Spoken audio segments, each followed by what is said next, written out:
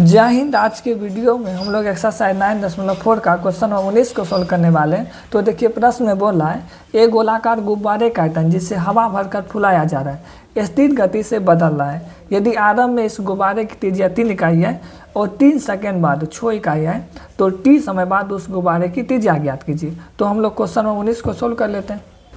तो देखिए प्रश्न क्या बोल रहा है। प्रश्न में बोल रहा है एक गोलाकार गुब्बारा है जिसे हवा भरकर फुलाया जा रहा है और वो स्थिर गति से बदल रहा है, मतलब उसका आयतन जो है धीरे धीरे बढ़ रहा है। मतलब यहाँ पे समझिए एक गुब्बारा है, इतना बड़ा गुब्बारा है, समझिए इसमें धीरे धीरे हवा भर रहा है और ये धीरे धीरे फूल रहा है। प्रश्न में नहीं बोल रहा है कि इसमें हवा कितना है, तो हम मान लेते हैं कि इसमें के हवा है, मतलब नियतांक होता है के, इसलिए हवा को हम के मान लिए। तो इसमें बोल रहा है प्रश्न में कि इसका त्रिज्या ज्ञात करने के लिए टी समय पे, तो हम यहाँ पे सबसे पहले मान लेते हैं क्या। तो यहाँ पर हम लिखेंगे क्या, माना कि टी समय पर गोलाकार गुब्बारा की आयतन भी है। तो हम मान लिए कि माना कि टी समय पर गोलाकार गुब्बारे का आयतन भी है। गुब्बारा कैसा है, गोलाकार। तो गोला का आयतन क्या होता है, गोला का आयतन होता है 4/3 पाई r³। तो अभी अकॉर्डिंग टू प्रश्न हम लोग कर लेते हैं। तो देखिए इसका आयतन धीरे धीरे बढ़ रहा है, मतलब अगर समय बढ़ रहा है तो इसका आयतन भी बढ़ रहा है, मतलब समय के साथ साथ आयतन में परिवर्तन हो रहा है। तो इसलिए यहाँ हो जाएगा d/dt। d/dt मतलब समय के साथ परिवर्तन हो रहा है, किसमें, आयतन में। भी मतलब आयतन, तो इसमें हवा क्या है, हवा के है तो के, तो यहाँ पे के हो जाएगा। तो d/dt, तो v का मान कितना, v का मान है 4/3 और यहाँ पे पाई r³ हो जाएगा और यहाँ पे के हो जाएगा। d/dt मतलब अपकलज, तो यह इसका अपकलज कर लेते हैं। तो 4/3 पाई, इसका अपकलज नहीं होगा, अपकलज होगा किसका, r⁻³ का। तो यहाँ पर हो जाएगा 4/3 पाई इंटू में r⁻³ का अपकलज क्या होगा, अपकलज का नियम होता है पावर को आय करके पावर में से एक माइनस करना। तो यहाँ हो जाएगा 3r² इंटू में अभी पावर किया फिर r का क्या हो जाएगा dr/dt इक्वल टू कितना, के, यही हो जाएगा। तो आगे देखिए E3 से E3 कैंसिल, तो यहाँ पर हो जाएगा 4 पाई r² इंटू में dr/dt इक्वल टू कितना, के हो जाएगा।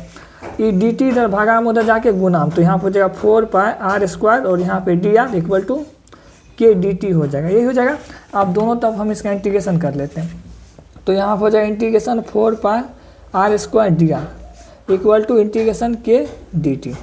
जिस तरह यहाँ पे 4/3 पाई का अपकलज नहीं हुआ था, उसी तरह यहाँ पे 4 पाई का इंटीग्रेशन नहीं होगा। तो 4 पाई को हम बाहर कर लेते हैं, तो इंटीग्रेशन हो जाएगा सिर्फ r² का, और यहाँ पे के का भी इंटीग्रेशन हो जाएगा, तो के को बाहर और यहाँ पे dt हो जाएगा।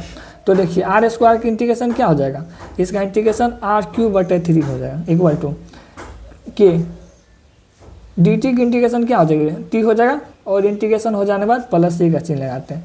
इसको हम लोग समीकरण 1 मान लेते हैं। अब देखिए प्रश्न में क्या बोल रहा था,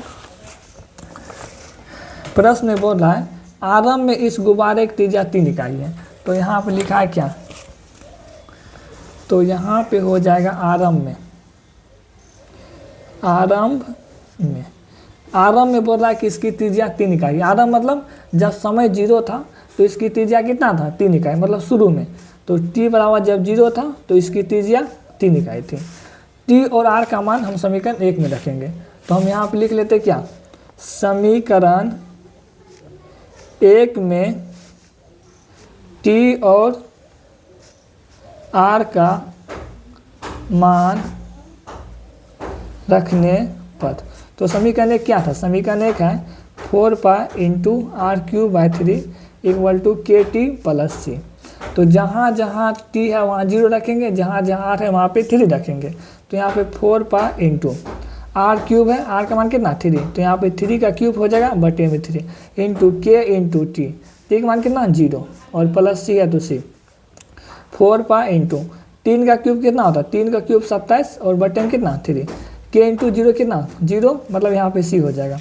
3 से 27 कितना बार में, 9 बार में, 9 चौके 36, तो c बराबर कितना 36 पाई हो गया। c का भी मान हम समीकरण 1 में रख लेंगे। तो हम यहाँ पे लिखेंगे क्या, समीकरण 1 में c का मान रखने पर।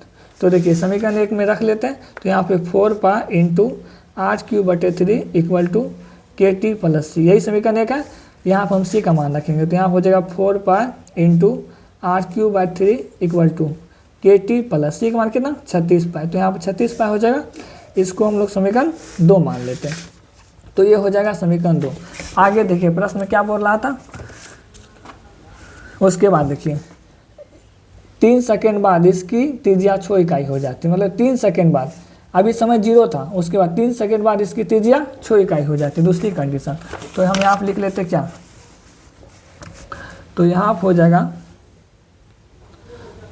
दूसरा शर्त है 3 सेकेंड बाद, मतलब जब t बराबर 3 था तो इसकी त्रिज्या कितना हो जाता है 6। अब की बार t और r का मान समीकरण 2 में रखेंगे, तो हम यहाँ पर लिख लेते क्या, समीकरण 2 में t एवं r का मान रखने पर, तो देखिए समीकरण 2 क्या था, समीकरण 2 था 4 pi into r³/3 equal to KT + 36 pi. इसको हम यहाँ पर लिख लेते हैं, तो यहाँ हो जाएगा 4 पाई इंटू r³/3 और यहाँ पे KT + 36 पाई, यही है समीकरण 2।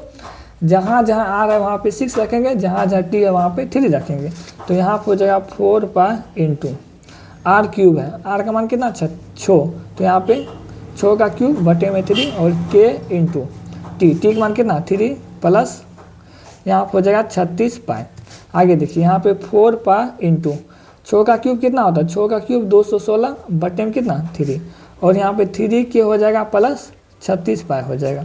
तो 3 से 216 कितना मान में कटेगा, यहाँ हो जाएगा 3 × 7 = 21, 3 × 9 मतलब 72। तो आप 72 गुना 4 करेंगे कितना हो जाएगा 288 पाई, यहाँ हो जाएगा 288 पाई इक्वल टू कितना 3 के प्लस 36 पाई। ये 36 पाई प्लस में हटा के माइनस हो जाएगा, मतलब 288 पाई घटा 36 पाई इक्वल टू कितना 3 के हो जाएगा। तो देखिए 288 में से 36 माइनस करेंगे कितना बचेगा, तो यहाँ बचेगा 2, उसके बाद यहाँ 5 और यहाँ पे 2 पाई इक्वल टू कितना 3 के। ये 3 गुना में डरा के भागाम हो जाएगा, तो मतलब यहाँ हो जाएगा k इक्वल टू 252/3 और यहाँ पे पाई है तो पाई। अब 3 से 252 भगा दीजिए, कितना होगा 3 भागा 252, 8 से 24 और यहाँ 3 चौक 12 मतलब 84 हो रहा है। तो यहाँ पे k बराबर कितना हो जाएगा 84 पाई। k का मान कहाँ रखेंगे समीकरण 2 में, तो हम यहाँ पे लिख लेते क्या, समीकरण 2 में k का मान रखने पर। तो देखिए समीकरण 2 क्या है, समीकरण 2 यही था ना, समीकरण 2 यही है, समीकरण 2 यही है, तो इसको हम लिख लेते हैं सबसे पहले। तो यहाँ हो जाएगा 4 पाई इंटू r³/3 और यहाँ पे KT + 36 पाई, यही हो जाएगा। तो देखिए समीकरण 2 में हम k का मान रखेंगे, तो यहाँ हो जाएगा 4 pi into r³/3 equal to k का मान कितना निकला 84 पाई। तो यहाँ हो जाएगा t इंटू 84 पाई, k का मान रख दिए प्लस कितना 36 पाई, यही हो जाएगा। तो आगे देखिए ये 4 पाई इधर गुना में उधर जाके भागाम चले जाएगा, मतलब यहाँ पर r³/3 हो जाएगा और यहाँ पे t इंटू 84 पाई बटे में कितना यहाँ पे 4 पाई प्लस ये दोनों के भागाम जाएगा, तो यहाँ 36 पाई बटे 4 पाई यहाँ पे भी हो जाएगा। तो यहाँ हो जाएगा r³/3 पाई कैंसिल, 4 से 84 कितना बार में कटेगा, तो यहाँ हो जाएगा 21t प्लस पाई कैंसिल, 4 से 36 कितना बार में कटेगा 9 बार में, 3 भागा में उधर जाके गुना में, मतलब r³ इक्वल टू कितना 3 इंटू 21t प्लस 9, यही हो जाएगा।